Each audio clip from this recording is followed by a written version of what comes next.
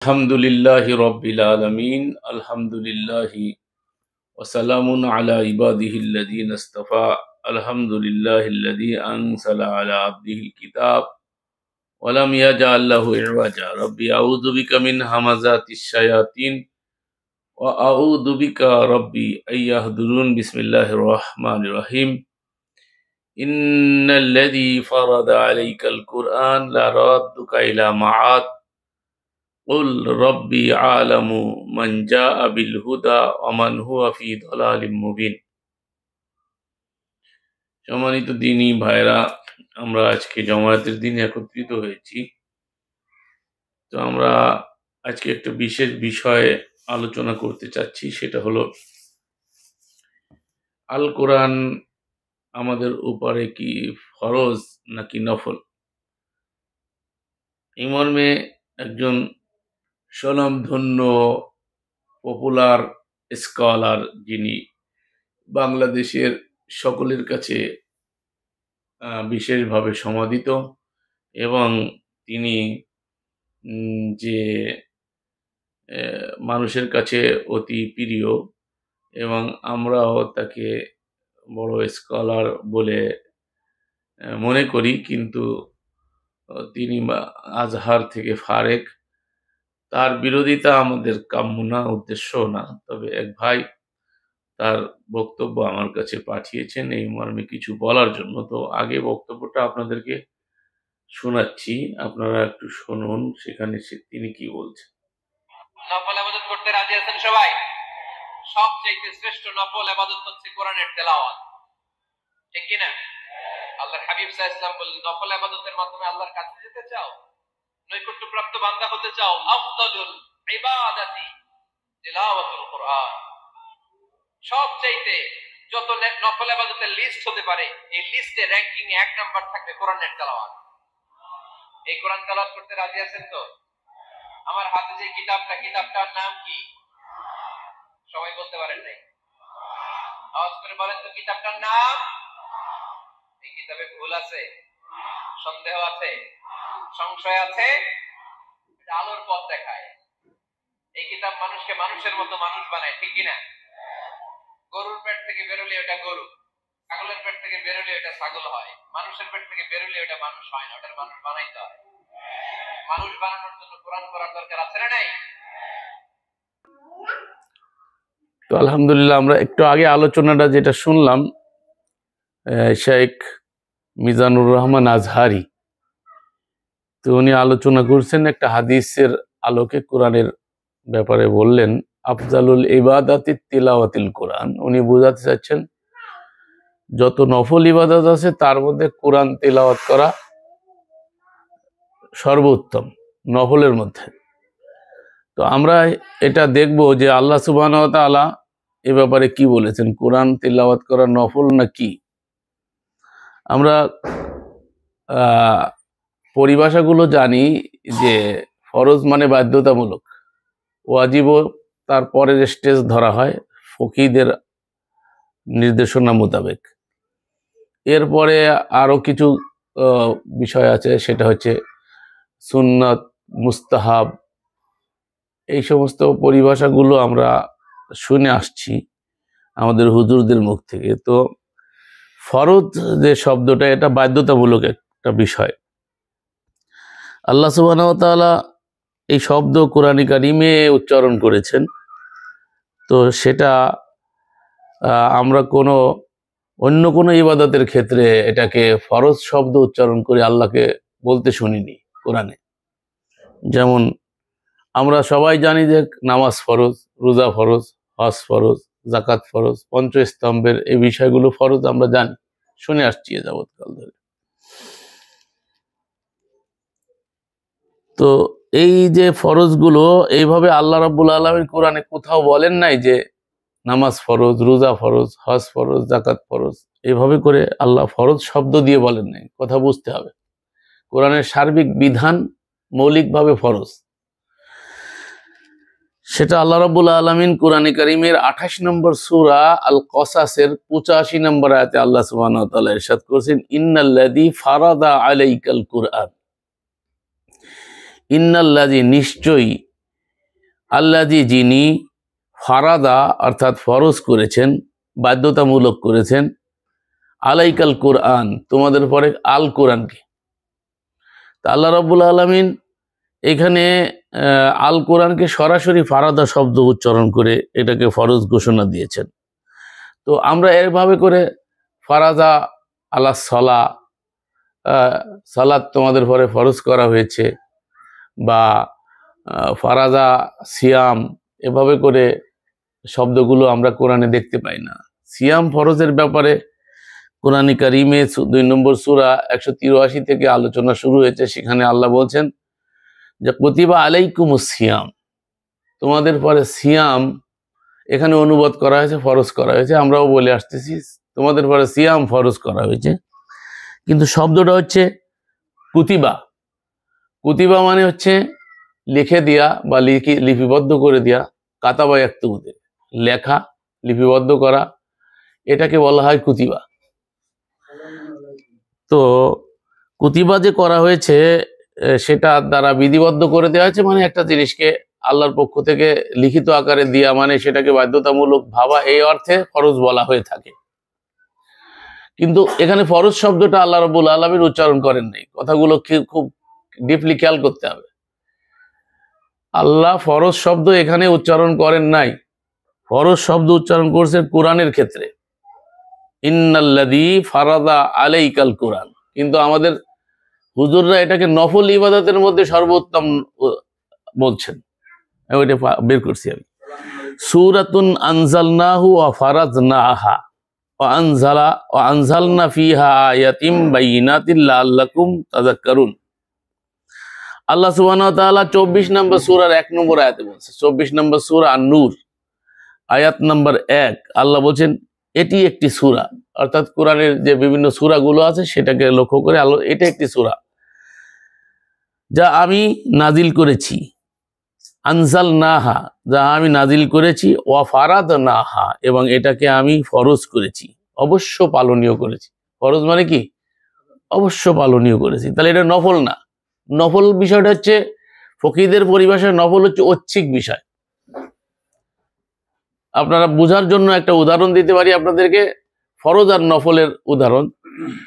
মানে আমরা কোনো ফ্যাক্টরিতে যদি ডিউটি করি, সেখানে 8 ঘন্টা ডিউটি, 4 ঘন্টা ওভার ডিউটি। তো 8 ঘন্টা যে ডিউটি, এটা হচ্ছে বাধ্যতামূলক মালিকের পক্ষ থেকে। তো আপনাকে যদি চাকরি করতে হয় ওই অফিসে, তাহলে আপনাকে 8 ঘন্টা ডিউটি বাধ্যতামূলক করতে হবে। আর 4 ঘন্টা হচ্ছে ওভার ডিউটি। এই ওভার ডিউটিটা হচ্ছে নফল, অর্থাৎ ওটা ঐচ্ছিক একটা বিষয়। আপনি করলে আপনি কিছু অর্থ বেশি পাবেন, আর না করলে আপনার কোনো মালিক আপনাকে কিছু বলবে না। করলে আপনার ফায়দা, না করলে কোনো ক্ষতি নাই। তাহলে এটাকে বলা হয় নফল। অথচ আল্লাহ কোরআনকে ফরজ করলেন, আর আমাদের মোল্লারা বললো যে আফজালুল ইবাদাতি তিলাওয়াতিল কোরআন। তাহলে আমরা কোরআনকে কোথায় নিয়ে গেছি? মানে বাংলাদেশের সর্ববৃহৎ, বর্তমান সময়ের সর্ববৃহৎ বক্তার বক্তব্য শোনালাম আপনাদেরকে। তাহলে আর ছোটগুলো তো তাদেরকে ফলো করে। এখান থেকেই তো বিষয়টা অনুমেয়। সবাই তার কথা শোনে, সমাধিত একটা ব্যক্তি। আমরাও তাকে ভালো একজন স্কলার হিসাবে, যদি স্কলার বারবার আমার মুখ থেকে এসে যায়, অনেকে বলে যে, আমাকে বারবার বলে আপনি এদেরকে স্কলার কেন বলেন? এদেরকে স্কলার বলার রাইট নেই। আসলে তাদের কথারও যুক্তি আছে, তারপরে যেহেতু আমাদের অভ্যাস হয়ে গেছে সেজন্য আমরা বলি। তো আসলে তারা স্কলার বলা যায় না তাদেরকে, যারা কোরআনের ব্যাপারে এতটা মানে একদিকে তাদের কোরআনের দখল কম, আর কোরআনের প্রতি অনীহা, এবং কোরআন প্রকাশের ব্যাপারে তারা এতটা কার্পণ্য করে, যেটা আমাদের কাছে স্পষ্ট যে কোরআন নিয়ে তারা তুচ্ছ তাচ্ছিল্য করতেও দ্বিধা করে না। আপনারা জানেন, কিছুদিন আগে এখানে বসেই বলছিলাম যে কোরআনের ভিতরে জাল জয়ীফ এগুলো নাই। এই আলোচনাটা এখানে বসে যখন করছিলাম, এই আলোচনা যখন অনলাইন চলে যায়, তখন আমাদের একজন সহি আকীদার আলেম তিনি বললেন, কে বলছে কোরআনে জাল জয়ীফ নাই? কোরআনের মধ্যেও জাল আছে। জয়ীফ তো দূরের, জয়ীফ মানে দুর্বল, আর জাল মানে তৈরি করা। বানাওয়াট। তো সে কি করলো, সে আপনার ওই শিয়াদের কোন গ্রন্থের থেকে উদ্ধৃতি দিল, তারা নাকি আয়াত বানাইছে এই সেই নানান। তো শিয়াদের কোরআন এনে আমাদের এক ভাই দেখাই দিছে অলরেডি, হাসানাত ভাই, তিনি দেখাইছেন শিয়াদের কোরআন, ইরানি এম্বাসির থেকে এনে দেখাই দিল যে কোরআন কোথাও পৃথিবীতে কোথাও শিয়াদের বলেন কাদিয়ানির বলেন, যারা কোরআনের মূল জায়গায়, অর্থাৎ মূল বলতে আমি আরবি কোরআন যেটা সেটার কথা বলছি, এখানে কোথাও মানে বিসমিল্লাহ থেকে শুরু হয়েছে নাচে শেষ হয়েছে, সব জায়গায় একই রকম, এখানে কোনো বৈপরীত্য নাই। এবং আল্লাহ রাব্বুল আলামিন এটাকে হেফাজতের দায়িত্ব নিয়ে বলছে ইন্না নাহানু নাজ্জালনা যিকরা ওয়া ইন্না লাহু লাহাফিজুন, আমি এই কোরআনকে নাজিল করেছি এবং হেফাজতের দায়িত্ব আমি আল্লাহ নিয়েছি। এরপরে আল্লাহ রাব্বুল আলামিন এই কোরআনকে বাধ্যতামূলক করেছেন রসুলের প্রতি এবং আমাদের প্রতি, এবং এটাকে অনুসরণ করতে আল্লাহ রাব্বুল আলামিন কোরআনে কারিমে বলেছেন। তো যেহেতু কোরআনের বিধান ফরজ, তো এই বিধানের আনুগত্য করা, ইত্তেবা করা এটাও ফরজ। এই মর্মে কোরআনে কারিমে দেখা যায় সূরায়ে আল আরাফ 7 নম্বর সূরা 3 নম্বর আয়াতে আল্লাহ বলছে ইত্তাবিউ মা উনজিলা ইলাইকুম মির রাব্বিকুম, তোমরা তাই অনুসরণ করো যা তোমাদের রবের পক্ষ থেকে, তোমাদের প্রতিপালকের পক্ষ থেকে তোমাদের প্রতি নাজিল করা হয়েছে। কথা খেয়াল করতে হবে, আল্লাহ বলছে তোমরা তাই অনুসরণ করো। তোমরা বলতে কাদেরকে বলছে? আমরা যখন পড়তেছি তা আমাদেরকে বলছে তোমরা তাই অনুসরণ করো যা তোমাদের পরে তোমাদের রবের পক্ষ থেকে কি করা হয়েছে? নাজিল করা হয়েছে। তো কি নাজিল করা হয়েছে ভাই বলেন, আপনারা বলেন কি নাজিল করা? আল কিতাব বা আল কোরআন, যেটাকে আমরা জানি পঠিত কিতাবকে কোরআন বলা হয়, লিখিত কিতাবকে আল কিতাব বলা হয়। তো আল কিতাব আল্লাহ নাজিল করছেন, তাই না? তো আল কিতাব বলতে একটি মাত্র কিতাব নাকি? আল কিতাব, আল লাগাই দেওয়া মানে নির্দিষ্ট একটি কিতাব। আল যখন লাগাই দেয় তখন নির্দিষ্ট হয়ে যায়। তো এই আল কিতাব মানে এই যে আল কোরআন, এটা একটা নির্দিষ্ট কিতাব আল কোরআন, এটা আল কোরআনুল কারীম। তো এই যে আল কিতাবটা হচ্ছে আল্লাহ রাব্বুল আলামিন নাজিল করেছেন। তো আল্লাহ বলছে তাহাই অনুসরণ করো যাহা রবের পক্ষ থেকে তোমাদের পরে নাজিল করা হয়েছে। তাহলে আমাদের পরে আল্লাহ রাব্বুল আলামিন কি অনুসরণ করতে বললেন? যাহা নাজিল করা হয়েছে।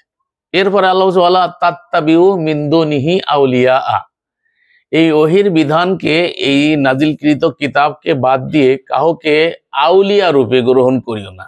আউলিয়া মানে অভিভাবক, বন্ধু, যারা বিধান দেয়। অলিয়া উলিয়ার বিধান নিয়ে আমরা চলি না, চলি। তো কোনো অলিয়া উলিয়ার বিধান যদি এর বাইরে চলে যায় তাহলে তাদেরকে আউলিয়া রূপে গ্রহণ করতে নিষেধ করেছে আল্লাহ, বন্ধু রূপে গ্রহণ করতে নিষেধ করেছে। অভিভাবক অর্থে ব্যবহার হয় অলি, আবার বন্ধু রূপে ব্যবহার হয়, বন্ধু অর্থে ব্যবহার হয়। দুই অর্থেই যদি নেন, দোনো অর্থেই নেন, অভিভাবক গণ। তো আউলিয়া হচ্ছে বহুবচন, অলির বহুবচন কি? আউলিয়া, অভিভাবকগণ। তো আল্লাহ বলছে আল্লাহর এই বিধান বাদ দিয়ে কোনো অভিভাবকগণকে তোমরা গ্রহণ করিও না। এর পরের অংশে আল্লাহ বলছে কালিলাম মা তাদাক্কারুন, তোমরা খুব স্বল্প লোক আল্লাহর এই নসিহা গ্রহণ করে থাকো। আল্লাহর নসিহা কি? কোথায় আল্লাহর নসিহত? কোথায়? আল্লাহর কিতাবে। আল্লাহর নসিহত কোথায়? আল্লাহর কিতাব। আল্লাহর কিতাব বুখারী শরীফ নাকি? কথা বলেন, আল্লাহর কিতাব কি বুখারী শরীফ, মুসলিম শরীফ, তিরমিজি শরীফ, আবু দাউদ শরীফ, নাসাই শরীফ? কালামুল্লাহ মানে আল্লাহর কালাম, আল্লাহর কথা, আল্লাহর বাণী। সেটা কোথায়? আল কিতাবে। আল কিতাব হচ্ছে আল কোরআন। তাহলে এই আল কোরআন আমাদের জন্য আল্লাহ রাব্বুল আলামিন আমাদের উপরে বাধ্যতামূলক করেছেন, ফরজ করেছেন। তো এই ফরজটা যে সর্বাগ্রে ফরজ, এই বিষয়টা আমাদেরকে বুঝতে দেয়নি এই পর্যন্ত, আমরা বুঝি নাই। আমরা অনেক ফরজ জানছি, নামাজ ফরজ, রোজা ফরজ, হজ ফরজ, যাকাত ফরজ, সদকা খয়রাত ফরজ, নানা রকমের ফরজ আমরা চিনি, জানি। কিন্তু যেই ফরজ না থাকলে কোনো ফরজই প্রতিষ্ঠিত হয় না, সেই ফরজ সম্পর্কে আমাদের অনীহা, সেটাকে আমাদের হুজুররা নফল বানাই দিচ্ছে। আফজালুল ইবাদাতি তিলাওয়াতিল কোরআন, এখানে বলা হয়েছে সর্বোত্তম ইবাদত হচ্ছে, যদি সঠিক পারফেক্ট অনুবাদ করা হয়, কিন্তু এখানে নফল শব্দ নাই। খেয়াল করেন হুজুররা অনুবাদের ক্ষেত্রে যে এই কাজটা করছে। এই যে আপনার সর্বশ্রেষ্ঠ বাংলাদেশের বর্তমান স্কলারের মুখ দিয়ে শুনাইলাম, সে বলতেছে কি আফজালুল ইবাদাতি তিলাওয়াতিল কোরআন। একটা হাদিসের অনুবাদ করতে গিয়ে বলছে সমস্ত নফল ইবাদতের মধ্যে। তো নফল শব্দ তো আরবি, অমিনাল্লাইলি ফাতাহাজ্জাত হুজ্জাত বিহি নাফিলাতাল লাক। এই নাফিলা থেকে নফল। তো এই নফল আল্লাহ রসুলের জন্য তাহাজ্জুদকে বলছে অতিরিক্ত একটা বিষয়, নফল নাফিলাতাল লাক। তাহলে অতিরিক্ত মানে ওই যেটা বললাম অপশনাল, আপনাদেরকে আগে যেটা বুঝাইলাম উদাহরণ দিয়ে, ডিউটি আর ওভার ডিউটি। তাহলে এই নফল বানায় দিয়েছে কি কোরআনের তেলাওয়াত করা, অথচ কোরআনের তেলাওয়াত করা কি ফরজ। কে বলেছেন? আল্লাহ বলেছেন ফরজ।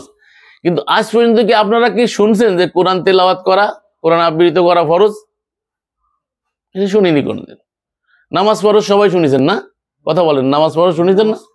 নামাজ ফরজ সবাই শুনেছেন, রোজা ফরজ শুনেছেন না? কিন্তু কোরআন ফরজ এটা শুনছেন? কোরআন ফরজ এটা আমাদেরকে বলা হয় না। তো সর্বাগ্রে সর্বপ্রথম ফরজ হচ্ছে কোরআন ফরজ। কেন? আল্লাহ একবারে সর্বপ্রথম তারা যেটাকে বলে যে সর্বপ্রথম সূরা আলাকের 5 আয়াত নাজিল করা হয়েছে, এটা তাদের বক্তব্য, হাদিস অনুসারে, ইতিহাস অনুসারে। আমি বলছি না, আমি বিশ্বাস করি কোরআনে ধারাবাহিক যেভাবে আছে এইভাবে আল্লাহ নাজিল করেছেন, এইভাবেই ছিল, এভাবেই আছে। মনে করলাম, ধরে নিলাম তাদের কথাটা কিছু সময়ের জন্য। তো তখন কি বলা হলো? সেখানে বলা হয়েছে যে ইকরা বিসমি রাব্বিকাল্লাযী খালাক, পড়ো তোমার রবের নামে, আল্লাযী খালাক, রবের নামে পড়ো, আল্লাযী খালাক, যিনি সৃষ্টি করেছেন। তাহলে সর্বাগ্রে এবং সর্বপ্রথম আল্লাহ কি করছেন? পড়তে বলছেন। তাহলে এই পড়াটা কি প্রথম ফরজ না? আল্লাহ কি বললেন? পড়তে বললেন। তাহলে প্রথম যেটা করতে বলেন আল্লাহ, সেটা হচ্ছে পড়তে বললেন। আচ্ছা, পড়বো কেন? পড়ে কেন মানুষ? জ্ঞান অন্বেষণের জন্য। পড়ে কি জন্য? জ্ঞান অন্বেষণ করার জন্য। তো কোন জ্ঞান অন্বেষণ করবে? আল্লাহ বলছে বিসমি রাব্বিকাল্লাযী খালাক, তোমার রবের নামে, ওই রবের নামে, আল্লাযী খালাক। অনেকেই রব দাবি করছে, ফিরাউনও রব দাবি করছে, আনা রব্বুকুমুল আলা। এই জন্য আল্লাহ ক্লিয়ার করে বলছে আল্লাযী খালাক, ওই রবের নামে পড়ো যে রব তোমাকে সৃষ্টি করেছেন, মানে যিনি আমাদের স্রষ্টা। ফিরাউনের যিনি স্রষ্টা, দাবি করলে রব হওয়া যায় না, দাবি করলে রব হওয়া যায় না। অনেকে যুগে যুগে রব দাবি করছে, এখনো দাবি করে যাচ্ছে রব, পরোক্ষভাবে রবের দাবি করছে। রবের কাজ কি? আইনদাতা, বিধানদাতা, নিরঙ্কুশ কর্তা, যিনি স্রষ্টা। তার 1 নম্বর কোয়ালিটি হচ্ছে তাকে স্রষ্টা হতে হবে। রব হইতে গেলে তাকে স্রষ্টা হইতে হবে। তো ফিরাউন নিজেকে রব দাবি করছে, তো তিনি তো স্রষ্টা না। তার স্রষ্টাকে আল্লাহ। তার স্রষ্টা কি? আল্লাহ। যদি সে রব হইতো তাহলে তো ডুব খেয়ে মরার কথা ছিল না, মৃত্যুর তো প্রশ্নই আসে না, তারপরে আবার ডুব খেয়ে মরতেছে। কথা বলতেন না?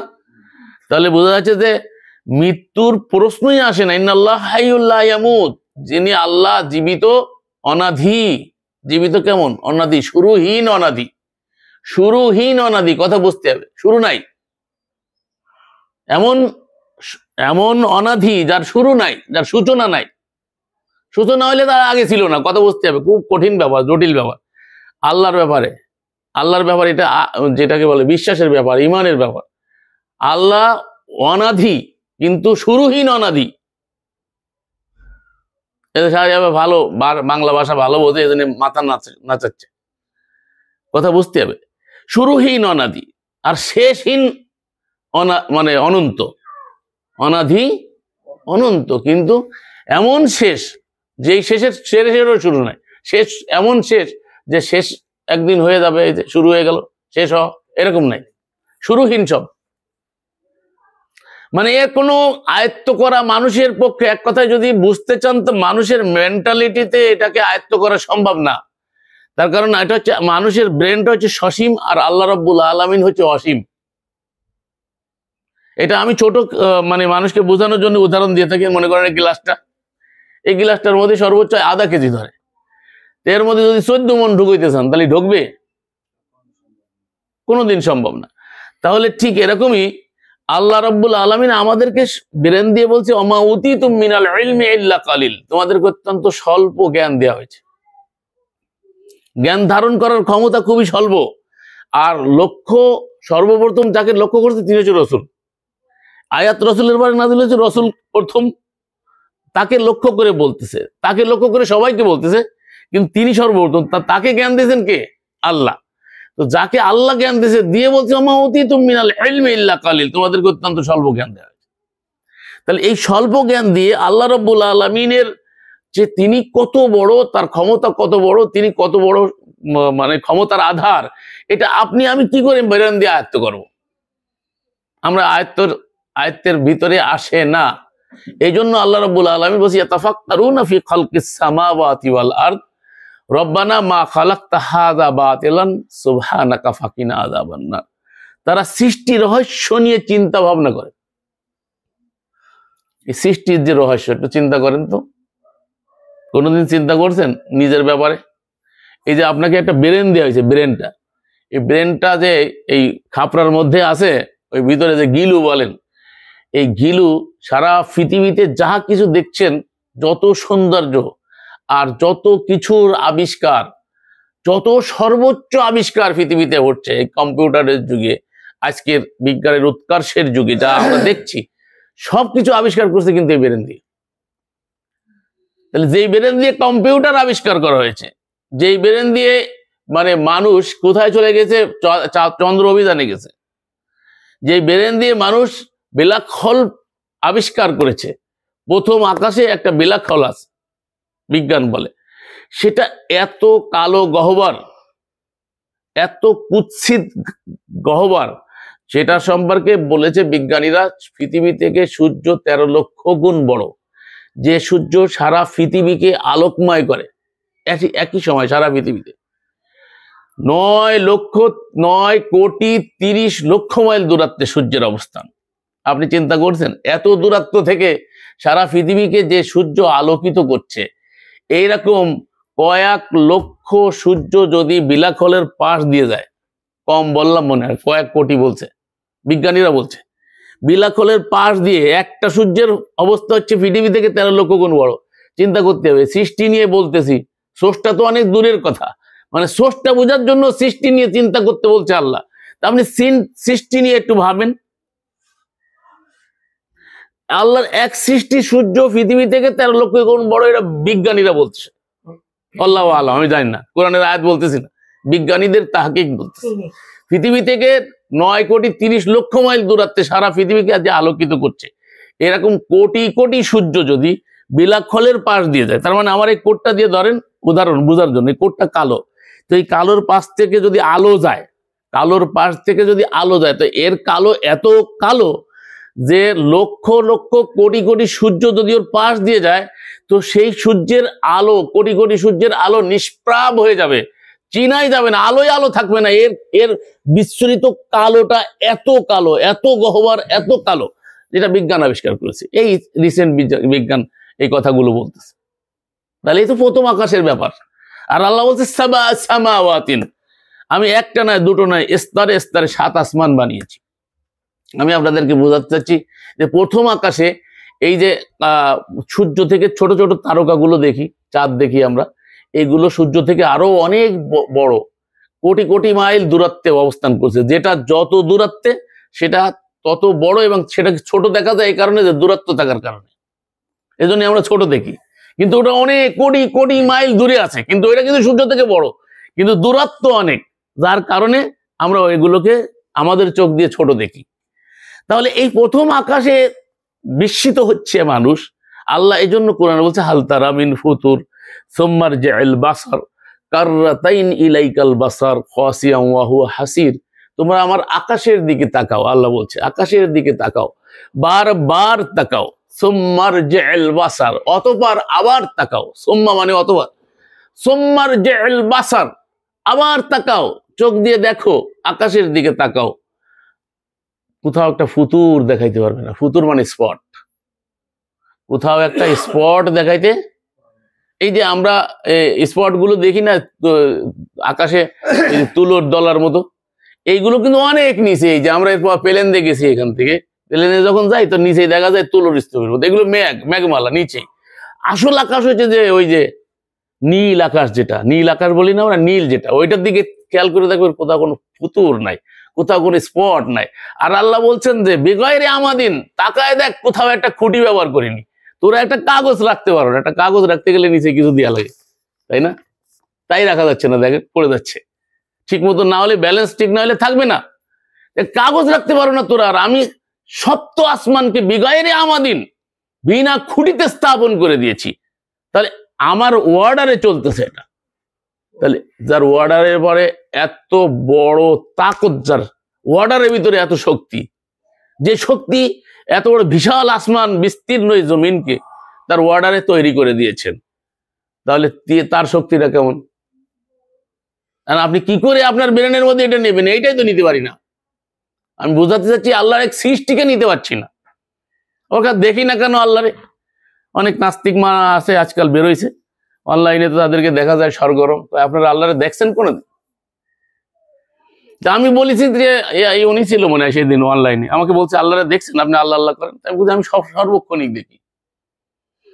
আমি বলছি আমি সবসময় দেখি, একবার সেকেন্ডে সেকেন্ডে দেখি। তো দেখার সে চোখ লাগবে। দেখার একটা হচ্ছে চক্ষু, এই বাহ্যিক চোখ দিয়ে দেখা, আর একটা ভিতরের চোখ দিয়ে দেখা, অভ্যন্তরীণ চোখ আছে একটা। অভ্যন্তরীণ হচ্ছে বিশ্বাসের চোখ, বিলিভের চোখ, যেই চোখ দিয়ে দেখি আমরা সব সময়। সমস্ত সৃষ্টির দিকে তাকাইলেই স্রষ্টার অস্তিত্ব খুঁজে পাওয়া যায়। যেদার দেখতা হো উদার তুহি তু হ্যায়, হর গুল মে তু হ্যায়, হর রং মে তু হ্যায়, হর বু মে তু হ্যায়, তুহি তু হ্যায়, তুহি তু হ্যায়, তুই হ্যায়, তুহি তু হ্যায়, তুহি তু। যেদিকেই আমি তাকাই সেদিকেই তোমাকে দেখি, যেদিকে তাকাই সেদিকে তোমাকে দেখি। দেখেন একটা পাতার সাথে, এই যে পেয়ারা গাছের দিকে তাকাচ্ছি, সামনে আমার পেয়ারা গাছ, একটা পাতার সাথে একটা পাতার মিল নাই, একটা পাতার রেখার সাথে আর একটা পাতার রেখার মিল নাই, একটা গাছের পাতার সাথে আর একটা গাছের পাতার মিল নাই, একটা গাছের পাতার ঘিরানের সাথে আর একটা গাছের পাতার ঘিরানের মিল নাই, একটা গাছের আকৃতির সাথে আর একটা গাছের আকৃতির মিল নাই, একটা গাছের ফলের সাথে আর একটা গাছের ফলের মিল নাই, একটা গাছের ফুলের সাথে আর একটা গাছের ফুলের মিল নাই। সব একই মাটি থেকে, একই নির্যাস থেকে নির্যাস গ্রহণ করছে। একই জায়গায় আপনি ভ্যারাইটিস ফুলের বাগান লাগাইছেন, একদিকে বেলি, একদিকে চ্যাপেলি, একদিকে গোলাপ, বিভিন্ন রকমের ভ্যারাইটিস ফুল। তো এই ফুল নির্যাস নিচ্ছে কিন্তু একই মাটি, একই মাটি থেকে নির্যাস নিচ্ছে। আপনি মাটির তলে কোথায় খুঁজে গোলাপ দেখাইতে পারবেন? কোথাও চ্যাপেলি দেখাইতে পারবেন? কোথাও বেলি দেখাইতে পারবেন? কোথাও ঘেরান দেখাইতে পারবেন? মাটির তলে তো খুঁজলে গোবরের গন্ধ বেরোবে। কিন্তু বাহিরে এসে এত সুন্দর ব্রাইটেস্ট ফুল এবং ব্রাইটেস্ট ঘ্রাণ কে দিল? যেদার দেখতা হো উদার তুহি তু হ্যায়, হর গুল মে তু হ্যায়, হর রং মে তু হ্যায়, তুহি তু হ্যায়, তুহি তু হ্যায়, তুহি তু। ব্রেন দিয়ে বলতেছিলাম যে এই ব্রেনের ভিতরে এমন নার্ভ আছে, এত সূক্ষ্ম নার্ভ, সারা পৃথিবীকে বিজ্ঞান বলে সারা পৃথিবীতে জড়ায় ফেলা দেওয়া যায়, পৃথিবীতে জড়ানো যায়, এত সূক্ষ্ম নার্ভ আপনার আমাকে প্রত্যেককে দিয়ে রাখছে আল্লাহ রাব্বুল আলামিন। আপনি চিন্তা করছেন কি পাইছেন? কখনো চিন্তা করছেন? আল্লাহ বলছে ইন তাউদ্দু নি'মাতাল্লাহি লা তুহসুহা, বান্দারা তোমরা যদি আমার নিয়ামতকে গোনা শুরু করে দাও, গুণে শেষ করতে পারবে না, এত নিয়ামত। মোল্লা ওয়াজ করতে আইসেই স্টেজে বক্তব্যে বলে 18,000 মাখলুকাতের মধ্যে আমাকে শ্রেষ্ঠ বানাইছে আল্লাহ। একবারে একটা মিথ্যা কথা বলে আমরা বুঝি না আজ পর্যন্ত। যুগ যুগ ধরে হুজুরদের মুখ দিয়ে কথাগুলো আমরা শুনে আসতেছি। উঠে স্টেজে বলে 18,000 মাখলুকাতের মধ্যে আল্লাহ আমাদেরকে মানুষকে শ্রেষ্ঠ বানাইছে। 18,000 মাখলুকাত কোথায় পাইলি বাবা? এক জিওগ্রাফি দেখ, বিজ্ঞানের সাথে তো সম্পর্ক নেই, মোল্লাদের সম্পর্ক বিজ্ঞানের সাথে নাই, এই জন্য বোঝে না। আপনি জিওগ্রাফি দেখেন, কোটি কোটি প্রাণী শুধু পানির নিচেই তৈরি করছে আল্লাহ। কত প্রকারের প্রাণী শুধু মাটির নিচেই, পানির তলে অসংখ্য প্রাণী আছে, মাটির নিচে অসংখ্য প্রাণী আছে, যা সময় মতো খাদ্য খাবার আমরা দেখছি কে দিচ্ছে? মিল নাই, ফ্যাক্টরি নেই, ইন্ডাস্ট্রি নেই। কাঠ কাটতেছি, হঠাৎ করে কড়া ভোগা বেড়ে গেছে একটা, কাঠের মধ্যে থাইকে ওই কাঠের মধ্যে খাচ্ছে, তার আহারের ব্যবস্থা, ওখানে অক্সিজেনের ব্যবস্থা, ওখানে ওর চাহিদার কথা, যাহা কিছু প্রয়োজন সময় মতো যিনি দিতে পারেন তার নাম হচ্ছে রব্বুল আলামিন। যখন যে জিনিস যেটুকু প্রয়োজন তখন সেই জিনিস সেইটুকু সময় মতো যিনি দিতে পারেন তার নাম রব্বুল আলামিন। এই জন্য সমস্ত নবী রাসূলরা দোয়া করার সময় বলছে রব্বানা, হে আমার রব, জলাম না, আমি জুলুম করেছি। প্রথম মানুষ বলছে রব্বানা, হে আমার রব, জলাম না, আমি জুলুম করেছি, আনফুসানা, আমার প্রতি, ওয়া ইল্লাম তাগফির লানা, আপনি যদি ক্ষমা না করেন, লানাকুনান্না মিনাল খাসিরিন। চাচ্ছে কার কাছে? রবের কাছে। কেন চাচ্ছেন?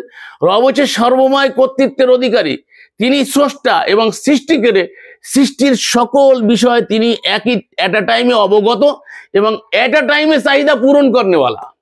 কেউ পারে না এই শক্তি, পৃথিবীর কোন শক্তি, যা যত সুপার পাওয়ার বলেন না কেন, আজকে আমেরিকা বলেন, যত রাষ্ট্র বলেন, যে রাষ্ট্রদেরকে, শাসকদেরকে আমরা সব থেকে বড় মনে করছি, ওরা পিছনে কি হচ্ছে কইতে পারে না। ওয়ালের পিছনে কি হচ্ছে বলতে পারে না, তারা তো মানুষ। প্রেসিডেন্ট হলে কি হবে, মানুষ তো। এই যে কয়দিন আগে প্রেসিডেন্ট ছিল, হঠাৎ করে বেউঠে পড়ে গেছে, চলতে যে সিনেটের মধ্যেই পড়ে গেছে। কি নাম ছিল জানি, এই যে ট্রাম্পের আগে যেটা ছিল, জো বাইডেন। জো বাইডেন কয়েকবার পড়ে গেল না, দেখেন না অনলাইনে, কয়েকবার পড়ে গেছে হঠাৎ করে। বিশ্ব কর্ণধার, তারা বিশ্বকে নিয়ন্ত্রণ করছে। তো এরা কি আল্লাহর ক্ষমতার সামনে এদের কোনো ক্ষমতা? তা আমরা তো আল্লাহর সম্পর্কে বুঝি না বিদায় আমরা নাস্তিক হচ্ছি। ভাই আল্লাহকে বোঝেন না, আল্লাহকে বুঝি। আল্লাহকে বুঝতে গেলে আল্লাহর কিতাব দিয়ে বোঝেন। আল্লাহ যে উদাহরণগুলো দিচ্ছেন, আল্লাহ বলছে তুমি তোমাকে নিয়ে ভাবো, অফি আনফুসিকুম আফালা তুবসিরুন, তোমার মধ্যে আমার নিদর্শন আছে, তুমি কেন দেখো না? নিদর্শন যদি অনুবোধ করছি, কিন্তু বলছে অফি আনফুসিকুম, তোমার মধ্যে আমি আছি, আফালা তুবসিরুন, তুমি কেন দেখো না? চিন্তা করেন, মাথা চুল থেকে নিয়ে পার আঙ্গুল পর্যন্ত একটু ভাবেন তো, কি না দিয়েছে আপনাকে আমাকে। আপনাকে যে স্পর্শ শক্তি দিয়েছে, আপনি কি ভাবছেন কখনো স্পর্শ শক্তি কি? স্পর্শ শক্তি নিয়ে কখনো চিন্তা করেছেন? আল্লাহ তো চিন্তা করতে বলেছে, ইয়াতাফাক্কারুনা ফি খালকিস সামাওয়াতি ওয়াল আরদ, সৃষ্টি নিয়ে চিন্তা করে। আপনি তো সৃষ্টি, আপনি তো স্রষ্টা না, তা আপনাকে নিয়ে আপনি ভাবেন। আপনি ঘুমিয়ে আছেন, মাথার পরে একটা পিঁপড়ে চলতে, ঘুমান্ত অবস্থায় আপনার হাতটা ওখানে চলে যাচ্ছে। এই যে ত্বক, এই যে স্পর্শ এক শক্তি আল্লাহ দিয়ে রাখছে। মশা এসে গুনগুন করছে, কালকে রাত্রে মশা ডিস্টার্ব করতেছিল বারবার, ব্যাটটা আমার সাথে বারবার মারতেছি, আবার কোথাতে চলে আসে, আসার আগে একটা কামড় দেওয়ার আগে একটা সাউন্ড দেয়। আমি তখন চিন্তা করতেছিলাম যে মানুষ সৃষ্টির সেরা বলছি আমরা, ওয়ালাকাদ কাররামনা বানি আদম, আর মশা তো দুর্বল প্রাণী, সেই দুর্বল প্রাণী নাকি 2.5 দিন বাঁচে, অথচ সে যুদ্ধ করতে আসতেছে আমার সাথে, যুদ্ধের আগে ঘোষণা দিচ্ছে। এই জন্য এখান থেকে কালকে রাত্রি ভাবতেছিলাম যে এই যে 64 জেলায় বোমা হামলা হয়েছে, এটা একটা অবৈধ বোমা হামলা।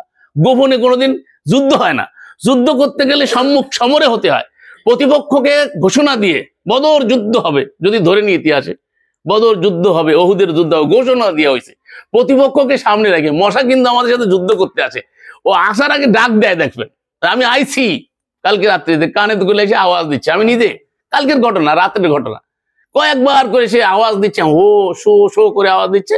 তারপরে আমি ব্যাট নিয়ে ব্যর্থ হচ্ছি, যে ব্যাট আমার সাথে, অস্ত্র নিয়ে ব্যর্থ, অস্ত্র দিয়ে বাড়ি মারতেছি, তা আসতেছে না, কোথায় সরে যাচ্ছে। আজকে একটু ঘরে বাড়ি মারছি, ওই তাকে জানলাতে বের হয়ে গেল। তাহলে ও এতটা সচেতন 2.5 দিনে, একে এতটা সচেতন করে কে বানিয়েছে? আপনি চিন্তা করেছেন মশা নিয়ে কখনো? আল্লাহ বলছে সৃষ্টি নিয়ে চিন্তা করো, কি করে বোঝে? 2.5 দিন বয়সে একটা মানুষ একবার ঠিক, আমি প্রতিদিন পরীক্ষা করছি, আসরের আজানের পরে মশা ঢোকা শুরু করে।